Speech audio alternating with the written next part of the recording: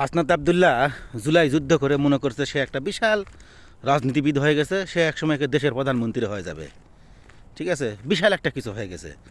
জুলাই যোদ্ধা আরও ছাত্ররা আছে। হাসনাত আবদুল্লাহ ভালো, সৎ, আমরা সবাই জানি এবং সম্মান করি, এবং বাংলাদেশের মানুষ তাকে ভালোবাসে, বিদায় ভোট দিয়ে পাশ করছে।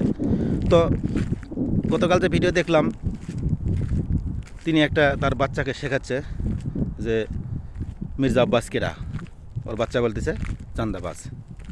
তো বেশি ভালো শাস্তি থেকে এই ছাগলামি করাটা ঠিক হয়নি। কারণ হচ্ছে মির্জা আব্বাস একজন প্রবীণ রাজনীতিবিদ। দলের জন্য তার অনেক ত্যাগ স্বীকার করা আছে ইতিহাস। তো চান্দাবাজ হোক, যেই হোক, বাংলাদেশের মানুষ জানে, শোনে, সবই বোঝে। আপনি একাই যে পণ্ডিত সেটা না। তো এই কথাগুলো বলা ঠিক হয়নি একজন প্রবীণ রাজনীতিবিদকে নিয়ে, কারণ এটা একটা বেদবির পর্যায়ে চলে যায়। ঠিক আছে, তো এইরকম কথা বললে বেশি ভালো শাস্তি গিয়ে মানুষের কাছে ছাগল সাজেন না।